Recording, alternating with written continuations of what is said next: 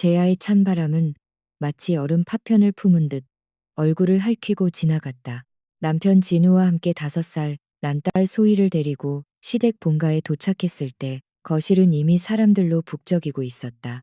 아주버님 진철과 형님 이미경은 만면에 웃음을 짓고 시부모님께 연신 술을 따르며 분위기를 돋우고 있었다. 어머, 서방님네 가족 이제야 왔네.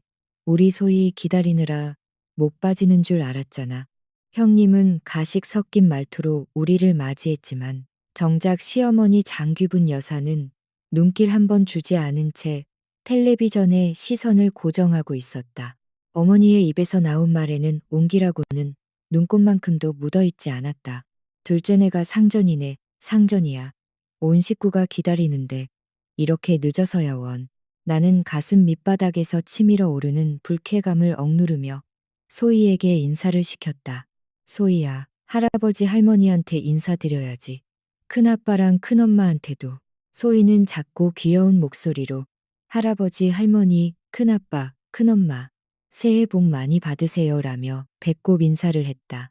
시아버님 박대성 씨는 코끝에 걸친 안경 너머로 슬쩍 소희를 보더니 건성으로 대답하고는 다시 연말 시상식 화면으로 눈을 돌렸다. 아주버님 진철은 비싼 양주병을 따느라 정신이 없었고 오직 형님만이 비릿한 웃음을 지으며 우리 가족을 훑어볼 뿐이었다. 곧이어 저녁상이 차려졌다. 식탁 위에는 색과 향이 화려한 요리들이 가득했지만 유독 가운데 놓인 전복찜과 한우 갈비찜이 눈에 띄었다. 시어머니는 공용 젓가락을 들더니 그 귀한 전복들을 거의 다 긁어 모아 당신의 장손이자 조카인 준호의 밥그릇 위에 쌓아 주었다. 우리 준호 이거 많이 먹고 머리 좋아져서 나중에 서울대 가야지. 우리 집안의 기둥이잖니. 어머니는 준호의 그릇에는 온갖 정성을 다하더니 정작 내 딸 소희 앞에는 며칠은 지난 듯 색이 거무죽죽하게 변한 잡채와 식어 빠진 나물 그릇을 툭 밀어 놓았다. 소희 너는 이거 먹어라. 어린애가 벌써부터 입이 고급이면 못 써. 음식이 귀한 줄 알아야지. 그 잡채는 사흘 전 내가 친정에 다녀올 때 시댁에 들렀다가 남기고 간 이미 한두 번은 다시 볶아낸 태가 역력한 음식이었다. 내 심장은 순간 바닥으로 곤두박질 쳤다. 소희의 작은 얼굴이 단숨에 어두워졌다. 아이는 모기만한 목소리로 내 옷자락을 붙잡으며 속삭였다. 엄마, 나도 저거 먹고 싶어. 소희가 가리킨 곳에는 토실토실하고 붉게 익은 데야 소금구이가 놓여 있었다. 아이의 손이 닿을 법한 거리였지만 그릇은 교묘하게 준호 쪽으로 치우쳐 있었다. 내가 막 입을 때려던 찰나 옆에 앉아있던 남편 진우가 먼저 움직였다. 그는 가장 크고 실한 대야 한 마리를 집어 정성스럽게 껍질을 까더니 소희의 그릇에 놓아주었다. 우리 공주님, 아빠가 까줬으니까 맛있게 먹어. 소희가 반짝이는 눈으로 그 통통한 새우살을 집어 입으로 가져가려던 순간이었다. 팍! 날카로운 소리와 함께 형님 이미경의 젓가락이 식탁 위에 내동댕이 쳐졌다. 애가 먹는 것만 밝혀서 어떡해? 서방님, 동서, 애 교육을 어떻게 시킨 거야? 어른들이 아직 젓가락도 안 들었는데 어디서 먼저 손을 대. 버릇없이. 미경의 목소리는 고막을 찢을 듯 날카로웠다. 그리고 방 안의 모든 사람이 상황을 파악하기도 전이었다. 그녀는 갑자기 자리에서 벌떡 일어나더니 소희의 뺨을 향해 무자비하게 손바닥을 휘둘렀다. 짝! 청아하면서도 잔인한 마찰음이 식당의 소란스러움을 단번에 얼려버렸다. 5살 소희의 작은 몸이 그 충격에 휘청였고 아이의 입술 근처가 순식간에 터져나갔다. 하얗게 질린 아이의 뺨 위로 두 줄기 선명한 코피가 흘러내렸다. 붉은 피는 소희가 아끼던 분홍색 털 스웨터 위로 툭툭 떨어졌고 그것은 마치 하얀 눈밭에 핀 잔혹한 매화꽃처럼 보였다. 뼈다귀만 앙상한 게 지 엄마랑 똑같이 복 달아나게 생겨가지고 어디서 어른 앞에서 식탐을 부려? 미경의 저주는 멈추지 않았다. 그녀의 얼굴에는 모멸감과 기묘한 승리감이 뒤섞여 있었다. 그 순간 내 뇌는 하얗게 비워졌고 귓가에는 이명만이 감돌았다. 세상의 모든 소리가 사라진 듯했고 오직 짐승처럼 꺽꺽거리며 울음을 참는 딸아이의 신음만이 들려왔다. 1초 후 뜨거운 핏기가 정수리까지 치솟았다. 나는 울지 않았고 소리치지도 않았다. 망설임조차 없었다. 나는 시어머니가 소희 앞에 밀어놓았던 기름기 찌든 잡채 그릇을 집어들었다. 내 스스로도 믿기지 않는 속도와 힘으로 나는 그 그릇을 이미경의 두꺼운 화장기가 가득한 얼굴에 그대로 처박아 버렸다. 아, 이미경이 비명을 지르며 나자빠졌다. 누런 잡채 기름과 양념들이 그녀의 머리카락을 타고 흘러내렸고 얼굴에는 시커멓게 변한 시금치와 당면 가닥들이 흉하게 매달렸다. 하지만 여기서 끝낼 생각은 추호도 없었다. 나는 앞으로 한 걸음 더 나아가 온 힘을 다해 그녀의 뺨을 후려쳤다. 내 딸 몸에 손대지 말라고 했지. 내 목소리는 갈라졌지만 일생 느껴본 적 없는 서늘한 냉기가 서려 있었다. 식탁은 아수라장이 되었다. 아주버님 진철이 얼굴을 험악하게 일그러뜨리며 자리에서 튀어올랐다. 그는 옆에 있던 묵직한 원목 의자를 머리 위로 번쩍 치켜들었다. 이 미친년이 어디서 형수한테 손찌검이야? 오늘 너 죽고 나 죽자. 나는 본능적으로 눈을 감으며 닥쳐올 고통을 대비했다. 하지만 예상했던 타격은 오지 않았다. 대신 쾅 하는 거대한 소리가 들렸다. 무엇인가가 폭력적으로 걷어차여 넘어지는 소리. 이어지는 도자기 파편들과 국물이 사방으로 튀는 혼란스러운 소음들. 눈을 떴을 때 나는 눈앞의 광경에 넋을 잃었다. 주차를 마치고 막 들어온 남편. 진우가 언제 들어왔는지 미친 듯이 달려들어 있었다. 그는 음식이 가득 차려진 그 거대한 원목 식탁을 발로 차 엎어버렸다. 갈비찜, 전복, 술병들이 바닥을 뒹굴며 엉망진창이 되었다. 조금 전 땄던 비싼 술 냄새와 음식물의 느끼한 악취가 뒤섞여 기괴하고 황량한 공기를 만들어냈다. 진우의 커다란 체구가 나와 소희 앞을 가로막아 섰다. 마치 그 누구도 넘을 수 없는 견고한 벽처럼. 그는 핏발선 눈으로 의자를 든 채 멍하니 서 있는 진철을 가리키며 가슴속 깊은 곳에서 터져나오는 포효를 내뱉었다. 이 집구석은 남의 귀한 자식한테 법도 가르칠 자격 없어. 다신 내 딸 건드리지 마. 그는 잠시 말을 멈추더니 칼날 같은 시선으로 넋이 나간 시부모님과 얼굴에 음식물 쓰레기를 뒤집어 쓴 형님을 훑었다. 이딴 밥 앞으로 영원히 먹을 일 없을 줄 알아. 식당 안은 죽은 듯 고요해졌다. 오직 텔레비전 속 연말 시상식의 경쾌한 음악 소리만이 지치지도 않고 흘러나와 엉망이 된 현장을 더욱 잔인하게 조롱하고 있었다. 가장 먼저 정신을 차린 것은 시어머니 장귀분 여사였다. 그녀는 바닥에 주저앉아 대퇴부를 팡팡 치며 곡소리를 내기 시작했다. 아이고, 하늘도 무심하시지. 자식놈 공들여 키워놨더니 마누라한테 홀려가지고 애미 애비도 몰라보는구나. 명절날 부모 밥상을 엎어버려? 내가 전생에 무슨 죄를 지어서 이런 꼴을 보나. 어머니의 통곡은 우렁찼지만 눈물 한 방울 나오지 않는 마른 울음이었다. 그 모든 비난의 화살은 정확히 나를 향하고 있었다. 아주버님, 진철도 제정신이 들었는지 의자를 내려놓고 삿대질을 하며 욕설을 퍼부었다. 진우 너 미쳤어? 미친년 하나 잘못 들여서 집안 꼴 잘 돌아간다. 당장 내 형수한테 사과 안 해? 사과. 진우가 싸늘하게 웃었다. 그는 코피를 흘리며 떨고 있는 소희를 조심스럽게 안아 올리더니 다른 한 손으로는 내 손목을 꽉 쥐고 제 등 뒤로 끌어당겼다. 그의 손바닥은 뜨거웠고 거부할 수 없는 단호한 힘이 실려 있었다. 사과해야 할 사람은 당신들이야. 진우의 목소리는 낮았지만 얼음처럼 차가웠다. 누가 내 딸 때렸어. 누구든 내 자식 몸에 손댄 사람. 법대로 처벌받게 할 거야. 나는 즉시 그의 의도를 알아차렸다. 침착하게 주머니에서 휴대폰을 꺼내 동영상 촬영 기능을 켰다. 엉망이 된 거실 바닥과 일그러진 사람들의 얼굴을 하나하나 렌즈에 담았다. 화면 속 이미경은 허겁지겁 얼굴에 기름기를 닦아내며 도끼 어린 눈으로 나를 노려보았고 진철은 기세등등하게 소리를 질렀다. 찍어. 찍어서 뭐 어쩔 건데.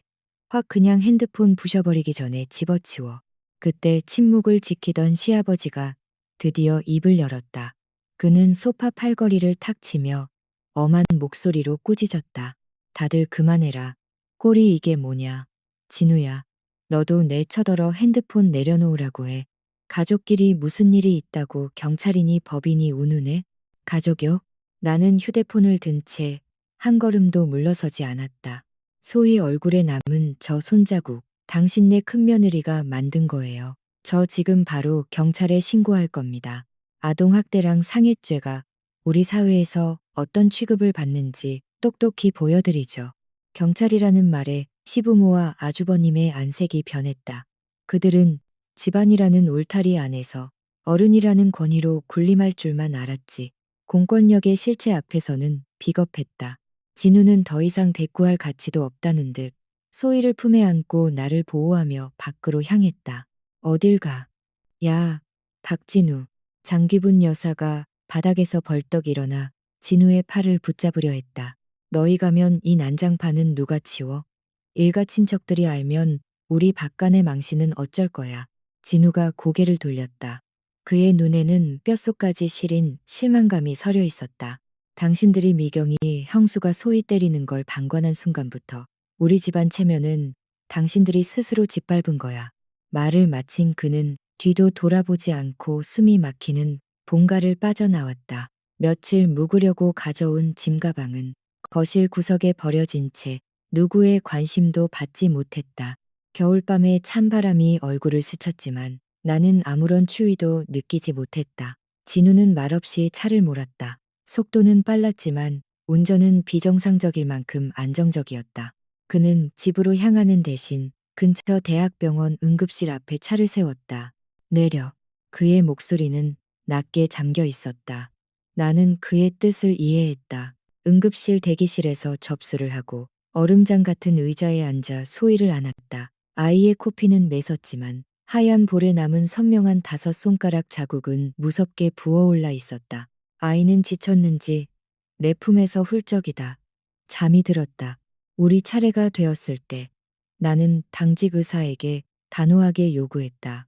의사 선생님, 진료 기록지에 상세히 남겨주세요.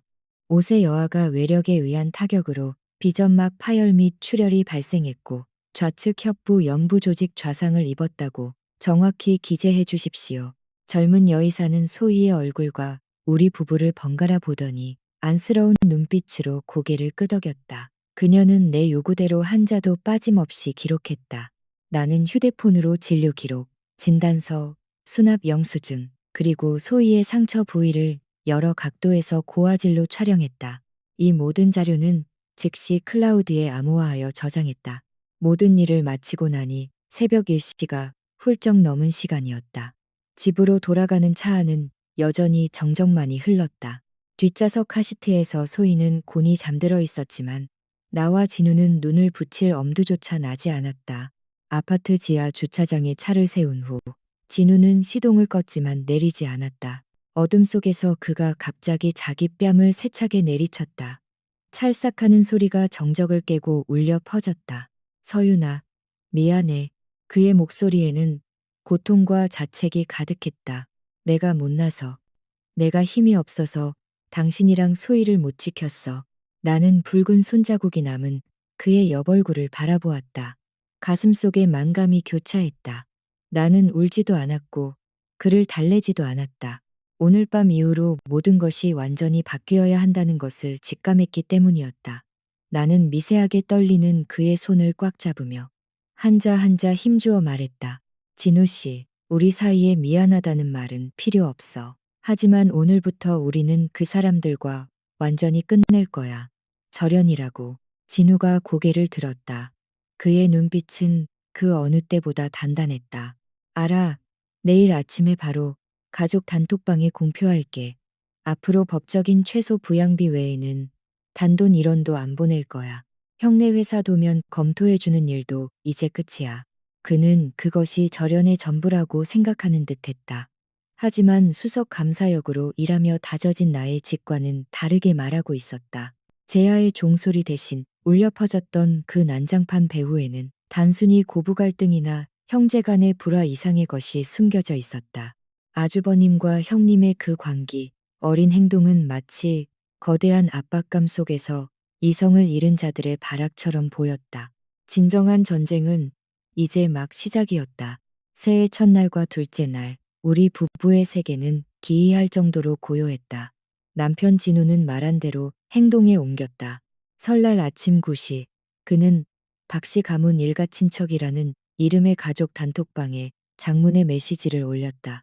뺨을 때린 사건이나 엎어진 식탁에 대해서는 구구절절 언급하지 않았다.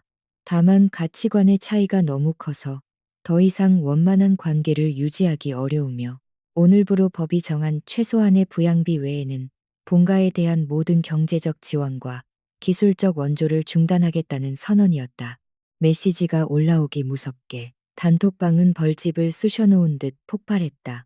고모 이모 할 것 없이 일가 친척들의 보이스톡과 메시지가 눈사태처럼 쏟아졌다. 명절에 이게 무슨 망발이냐. 부모가 무슨 죄냐.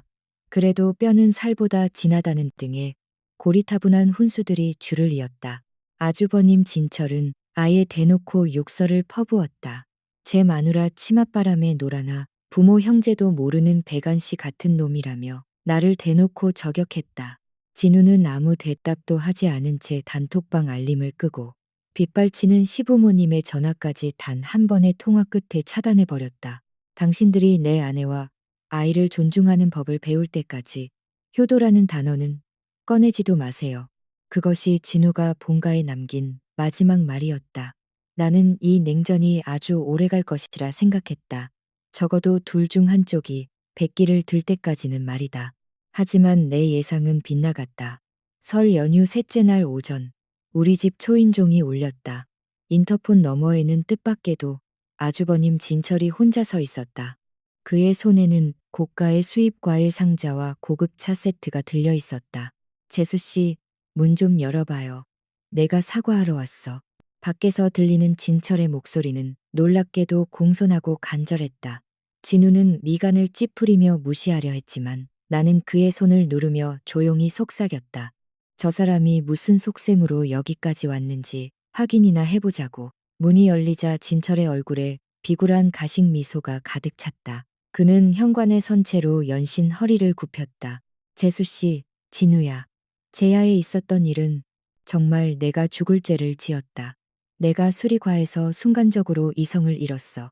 미경이 그 사람도 내가 아주 혼구멍을 냈으니까 화 좀 풀어라. 내가 이렇게 염치불구하고 사과하러 오지 않았니? 평소라면 절대 굽히지 않았을 그가 자존심을 다 버린 듯 낮게 엎드렸다. 진우는 그를 거실로 들이지도 않은 채 현관문 앞에서 차갑게 대꾸했다. 사과는 필요 없으니 앞으로 각자 인생 방해하지 말고 살자고. 그러자 진철의 얼굴에 당혹감과 조바심이 스쳤다.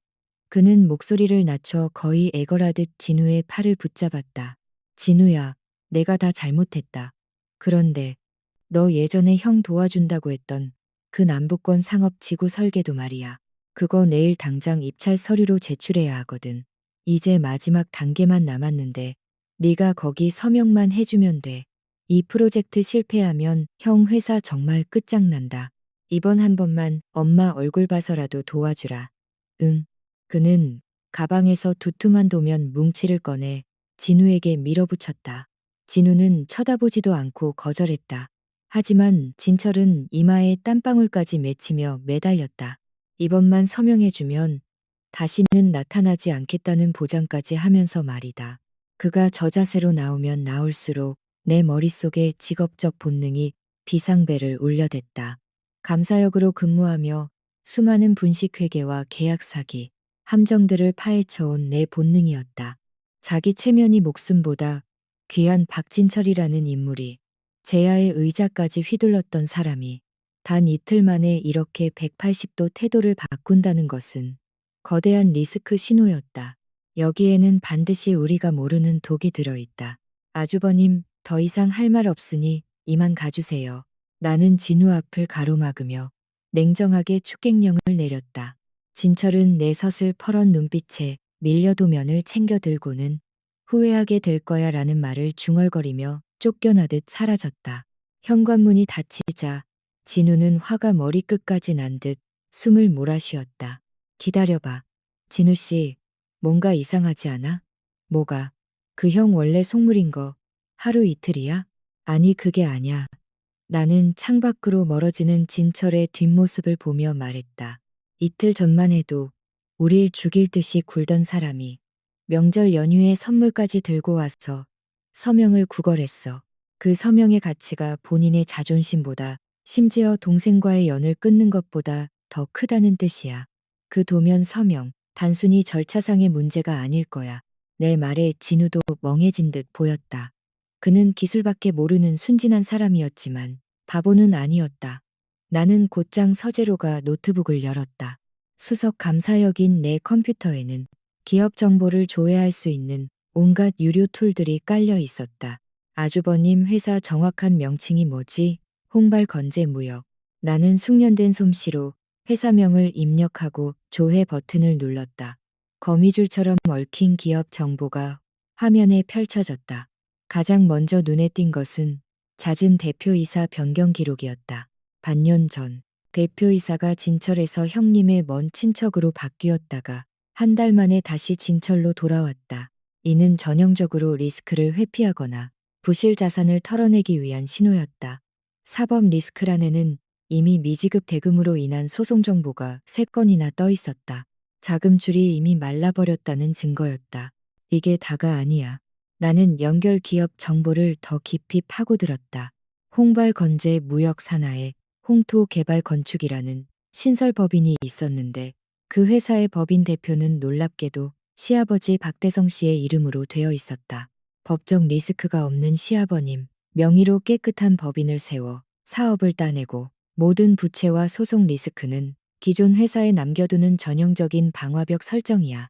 하지만 신설법인은 실적이 없어서 큰 프로젝트를 수주할 수 없지. 그래서 진우 씨처럼 업계에서 이름난 기술자의 서명이 필요한 거야. 서명 한 번으로 네가 그 모든 부실 설계와 법적 책임의 방패막이가 되는 거라고. 진우는 흡했다. 자신의 친형이 자기를 사지로 밀어넣으려 했다는 사실에 몸서리를 쳤다. 하지만 나는 거기서 멈추지 않았다. 단지 서명 하나 때문에 진철이 저렇게까지 비굴해질 리가 없었다. 진우 씨, 당장 은행 가서 본인 명의의 상세 신용보고서 떼와. 신용보고서. 난 대출 받은 적도 없는데 당신도 모르는 대출이 있을까봐 그래. 1시간 후 보고서를 들고 돌아온 진우의 얼굴은 넋이 나간 듯 창백했다. 그가 내민 종이의 연대보증 항목에는 선명하게 적혀 있었다. 피보증인 홍발 건재무역, 보증금액 2억 원. 설정 일자는 6개월 전이었다. 난 이런 거에 서명한 적 없어. 정말이야. 진우의 목소리가 떨렸다. 보고서의 날짜는 반년 전, 진철의 회사법인 변경이 잦았던 시기와 정확히 일치했다. 그때 어머님이 보험 정리해준다고 당신 신분증이랑 인감도장 가져갔었지? 그때야. 당신 신뢰를 이용해서 위조 서명으로 2억 원의 연대 보증을 세운 거야. 아주버님 회사가 망하면 은행은 바로 우리 집부터 압류하러 오겠지. 제야의 저녁 식사는 단순히 밥 한 끼가 아니었어. 보증 만기일이 다가오니 새 대출을 받으려고 당신을 취하게 해서 서명을 받아내려 했던 거야. 진우는 배신감에 주먹을 쥐고 책상을 내리쳤다. 일가친척이라는 작자들이, 부모라는 사람들이 자식의 숨통을 조이고 있었다. 나는 떨고 있는 남편의 등 뒤에서 그를 껴안았다. 겁내지 마. 그들이 위조라는 수단으로 우릴 끌어들였다면 난 내 전문 지식으로 그들을 뿌리째 뽑아버릴 테니까. 감사역의 칼날이 마침내 집안을 향해 뽑혔다. 다음 날 이른 아침, 하늘이 채 밝기도 전에 나는 진우를 침대에서 깨웠다. 그의 눈은 밤새 한숨도 못 잔 듯 호두처럼 퉁퉁 부어 있었다. 하지만 슬퍼하고 있을 시간조차 아까웠다. 감사역으로서 나는 거대한 리스크를 발견했을 때 가장 먼저 해야 할 일이 감정 배설이 아니라 즉각적인 조치를 통해 리스크를 차단하고 자산을 보전하는 것임을 잘 알고 있었다. 나는 그에게 가장 격식을 차린 정장을 입히고 신분증, 가족관계 증명서, 그리고 우리 가족의 숨통을 조여오던 그 신용보고서를 챙기게 했다. 우리의 첫 번째 목적지는 본가도 아주버님의 회사도 아니었다. 바로 그 문제의 2억 원. 대출 보증이 실행된 시중은행 지점이었다. 은행 문이 열리자마자 우리는 첫 번째 손님으로 들어갔다. 나는 곧장 기업 금융을 담당하는 대출 업무 팀장을 만나게 해달라고 요구했다. 40대 후반의 팀장은 우리가 내민 신용 보고서를 보더니 미간을 찌푸렸다. 박진우 고객님, 그러니까 이 연대보증 계약서에 직접 서명하신 적이 없다는 말씀이십니까? 팀장의 어조는 조심스러웠지만 관료적인 신중함이 묻어났다. 진우는 분노로 낮게 깔린 하지만 유독 또렷한 목소리로 대답했다. 제 직업적 명예를 걸고 단언합니다. 저는 이 문서에 서명한 적이 없습니다. 당시 보증 업무를 처리했을 때의 모든 CCTV, 녹화물과 서명날인 원본 대조를 요구합니다. 누군가 제 서명과 인감을 위조해 귀행의 대출금을 편취한 것으로 의심됩니다. 팀장의 안색이 순식간에 변했다. 위조 서명에 의한 대출은 은행 입장에서도 치명적인 내부 통제 사고였기 때문이었다. 그는 서둘러 서고에서 먼지가 쌓인 계약 원본 파일을 가져오게 했다. 팀장이 장갑을 끼고 조심스럽게 계약서의 서명란을 우리 앞에 펼쳤을 때 진우의 주먹이 가늘게 떨렸다. 거기 적힌 서명은 겉보기엔 그럴듯했지만 필체의 압력이나 회계 처리 방식이 남편의 습관과는 확연히 달랐다. 무엇보다 그 옆에 찍힌 인감은 집에 오래도록 방치되어 있던 것을 누군가 정교하게 흉내내어 파낸 가짜였다. 이건 제 서명이 아닙니다. 진우가 단호하게 못 박았다. 팀장은 필적 감정 보고서가 필요하다고 공무적인 답변을 내놓았지만 나는 그를 정면으로 응시하며 낄끼를 박았다. 팀장님, 은행법에 따르면 대출 및 보증 업무 시 본인 면전 확인 원칙을 엄격히 준수해야 합니다. 제 남편은 이곳에 온 적이 없는데 당시 담당 행원은 대체 어떤 방법으로 보증인의 신원을 확인했다는 거죠? 저희는 지금 이 시각부로 위조 계약에 의한 이해 신청을 정식 접수합니다. 조사가 끝날 때까지 이 2억 원의 보증 채무는 인정할 수 없음을 분명히 밝힙니다. 내 논리 정연한 압박에 팀장의 이마에는 식은땀이 맺혔다. 그는 내부 조사 절차에 즉각 착수하겠다고 약속했다. 은행을 나오자마자 나는 쉴 틈도 주지 않고 진우를 이끌고 두 번째 목적지인 경찰서 경제범죄 수사팀으로 향했다. 담당 수사관은 우리가 제출한 위조 계약서 사본과 신용 보고서를 검토하더니 표정이 무겁게 가라앉았다. 인장을 위조하고 이를 이용해 경제적 이득을 취했다면 이건 명백한 사문서 위조 및 행사, 그리고 대출 사기죄에 해당합니다. 형사 사건이죠. 형사 사건이라는 단어에 진우의 어깨가 미세하게 떨렸다. 아무리 미워도 친형을 제 손으로 감옥에 보내야 한다는 사실이 그를 짓누르는 듯했다. 나는 그의 손을 꽉 잡고 대신 대답했다. 망설임 없는 목소리였다. 정식으로 고소하겠습니다. 피고소인 박진철이 진상을 파악한 저희를 상대로 자산을 은닉하거나 증거를 인멸할 우려가 있으니 신속한 수사를 부탁드립니다. 나는 덧붙여 제아의 밤에 촬영했던 폭행 영상과 소희의 상해 진단서까지 참고 증거로 제출했다. 친족 관계를 내세워 무마하기엔 그들이 저지른 짓이 너무나 악질적이었기 때문이었다. 경찰서를 나섰을 때 오후의 햇살은 눈부셨지만 진우의 마음은 여전히 시베리아 한복판 같아 보였다. 서윤아, 고마워. 당신 아니었으면 우린 정말 벼랑 끝으로 떨어졌을 거야. 그는 내 어깨에 기대어 겨우 숨을 내뱉었다. 우리는 부부였고 그의 뒤에는 항상 내가 있었다. 며칠 뒤 은행의 내부 조사와 경찰의 기초 조사가 예상보다 빠르게 진행되었다. 당시 대출 담당자가 이미 퇴사한 상태였으며 면전 확인 절차에서 심각한 규정 위반이 있었다는 사실이 드러났다. 은행 측은 즉시 아주버님, 진철의 회사와 관련된 모든 계좌를 동결했다.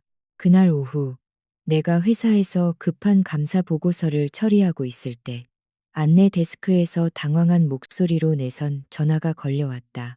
서윤 대리님, 가족분들이라고 하시는데 로비에서 소란을 피우고 계세요. 분위기가 너무 험악해서요. 올 것이 왔구나 싶었다. 나는 서류를 저장하고 태연하게 엘리베이터를 타고 내려갔다. 1층 로비는 이미 구경꾼들로 가득했다. 시어머니 장귀분 여사는 대리석 바닥에 주저앉아 바닥을 치며 곡소리를 내고 있었다. 아이고, 세상 천지에 이런 법이 어딨어. 며느리 하나 잘못 들여서 집안이 풍비박산 나게 생겼네. 자식이 형을 감옥에 쳐넣으려고 그래. 시아버님은 옆에서 굳은 얼굴로 피해자 코스프레를 하고 있었고, 아주버님과 형님 미경은 마치 화난 황소처럼 안내 데스크를 가로막고 보안 요원들에게 삿대질을 해대고 있었다. 김서윤, 그 독한 년 나오라고 해.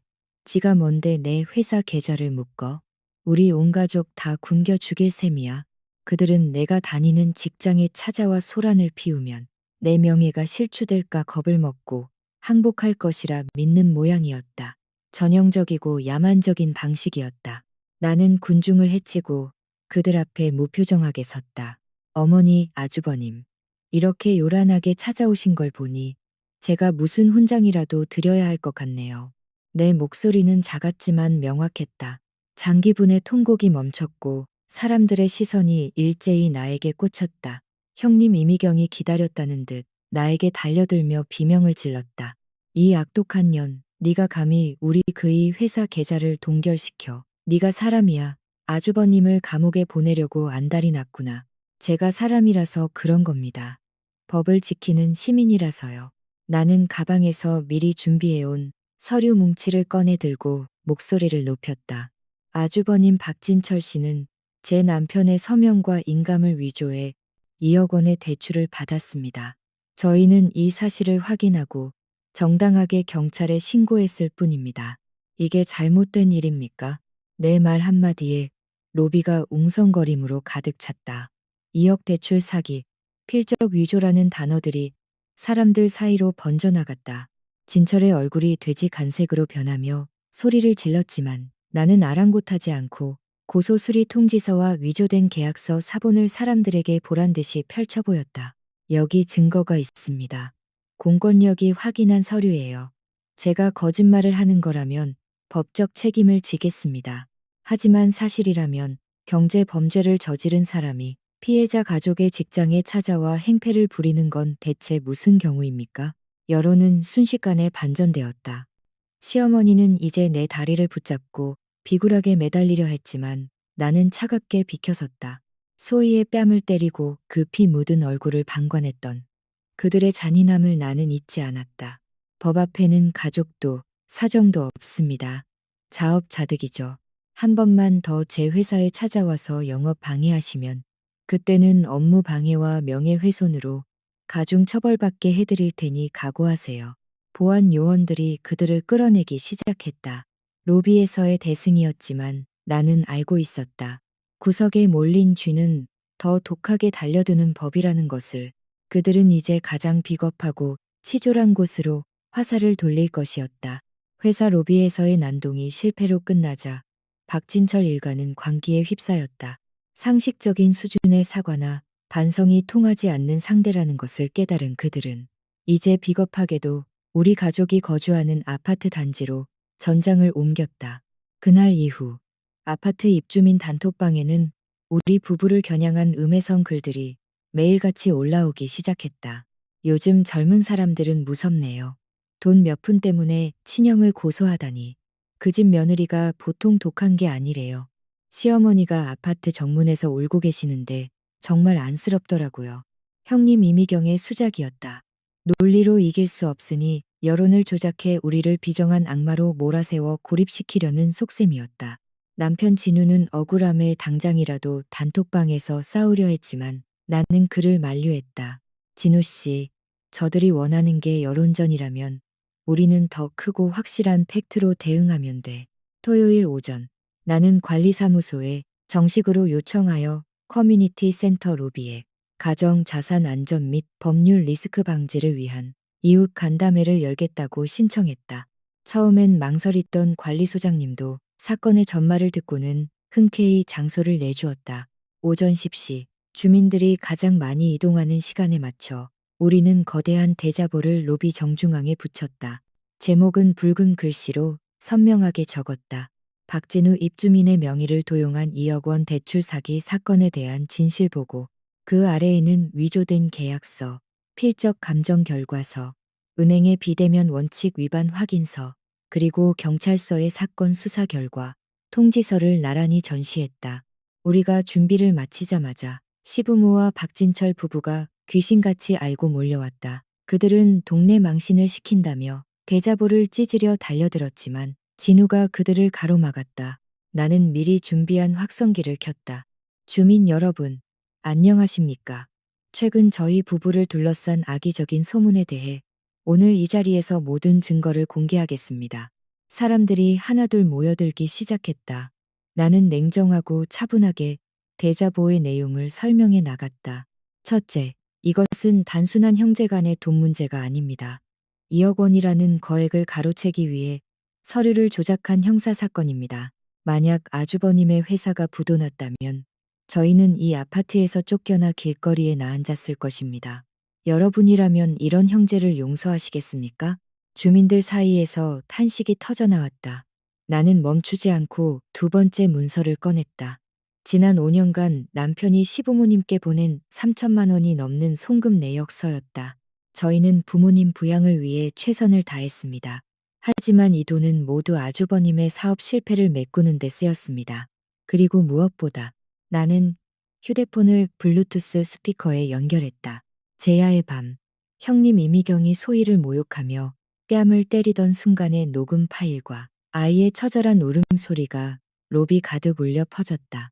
고작 새우 한 마리를 먼저 먹으려 했다는 이유로 5살 소희의 뺨을 때려 코피를 터뜨린 큰엄마, 그리고 그것을 방관한 할머니. 이런 사람들이 과연 가족입니까? 완벽한 역전이었다.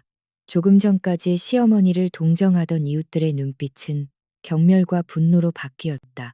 시부모와 박진철 부부는 주민들의 비난 섞인 시선을 견디지 못하고 도망치듯 자리를 떠났다. 하지만 이 패배가 그들을 더 악독하게 만들었다. 궁지에 몰린 이미경은 인간으로서 해서는 안 될 최악의 선택을 했다. 목표를 우리 딸 소희로 정한 것이었다. 월요일 오후 회의 중이던 내 스마트워치가 미친 듯이 진동했다. 소희 유치원 담임 선생님의 전화였다. 심장이 덜컥 내려앉았다. 서윤 어머니, 소희는 지금 안전하게 제 사무실에 있어요. 그런데 조금 전 소희 할머니와 큰엄마라는 분들이 와서 강제로 소희를 데려가려 했어요. 저희 보안 요원들이 하원 카드가 없어서 막았는데 지금 정문에서 소리를 지르며 난리가 났습니다. 등줄기에 식은땀이 흘렀다. 나는 즉시 진우에게 전화를 걸고 유치원으로 향했다. 유치원에 도착했을 때 현장은 이미 아수라장이었다. 장기분 여사는 땅바닥에 앉아 내 손주 내가 보겠다는데 왜 막느냐며 유치원이 아이를 유괴하고 있다고 소리를 질렀다. 나는 사람들 사이를 뚫고 들어가 차갑게 쏘아붙였다. 어디 마음대로 신고해 보시죠. 아동학대 전과자와 경제사범공범이 유치원에 와서 강제로 아이를 데려가려 한 게 유괴 미수인지 아닌지 경찰한테 직접 물어봅시다. 그때 진우의 차가 급제동을 하며 멈췄다. 차에서 내린 진우는 분노로 핏발이 선 채 근처에 시동을 걸고 대기 중이던 낡은 승합차로 돌진했다. 그 안에는 박진철이 숨어 있었다. 진우는 도망치려는 승합차 문을 발로 걷어찼다. 쾅! 소리와 함께 육중한 차 문이 흉하게 찌그러졌다. 당장 내려, 이 짐승만도 못한 놈아. 경찰이 도착하고 상황은 일단락되었다. 파출소 조사실에서 나는 더 이상 자비를 베풀지 않았다. 나는 박진철이 오늘 오전에 진우에게 보낸 협박 문자, 고소를 취하하지 않으면 내 가족 평생 괴롭혀 주겠다는 메시지를 경찰에게 보여주었다.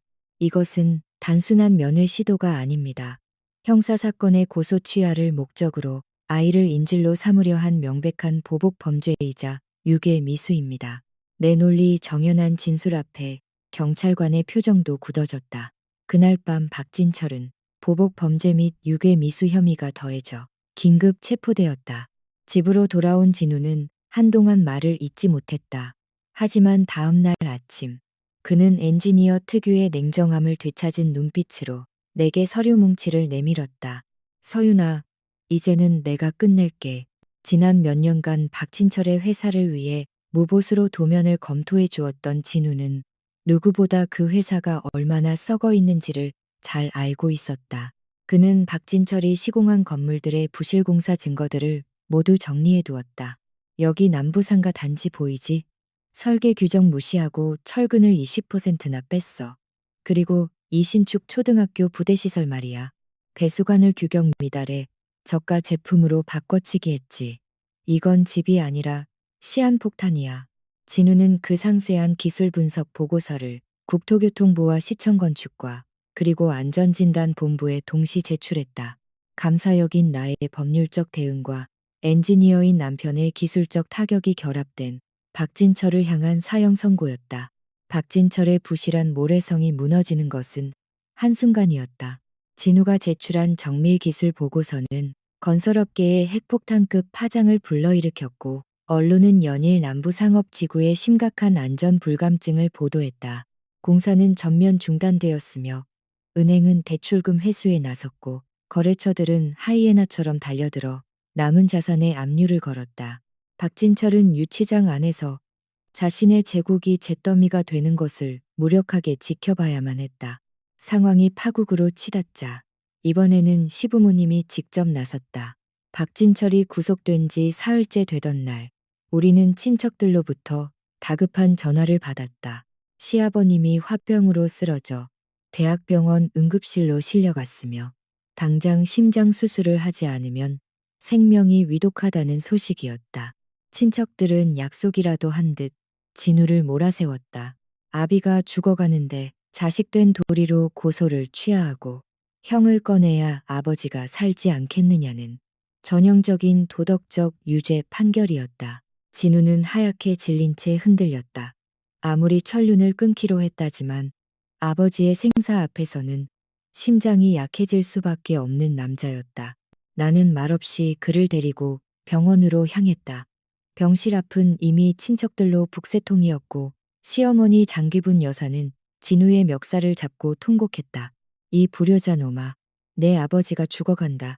당장 수술비 3천만 원 내놓고 내 형 합의해줘. 그래야 이 노인네가 눈을 감지. 나는 울부짖는 시어머니를 차갑게 밀쳐내고 주치의실로 향했다. 감사역으로서 나는 눈에 보이는 눈물보다 서류에 찍힌 숫자를 믿었다. 주치의는 의아한 표정으로 진료 기록을 내보였다. 위독요. 환자분은 단순 고혈압으로 인한 가슴 답답함입니다. 안정이 필요하긴 하지만 수술은커녕 생명에 지장도 없어요. 3천만 원이라던 수술비의 실체는 건강보험 처리가 된 6,400원의 약값과 검사비가 전부였다. 나는 영수증을 출력해 병실로 돌아갔다. 그곳에선 시아버지가 머리에 띠를 두르고 다 죽어가는 연기를 하고 있었고 친척들은 진우에게 무릎을 꿇으라고 종용하고 있었다. 나는 병실 한가운데에서 영수증을 높이 쳐들고 낭독했다.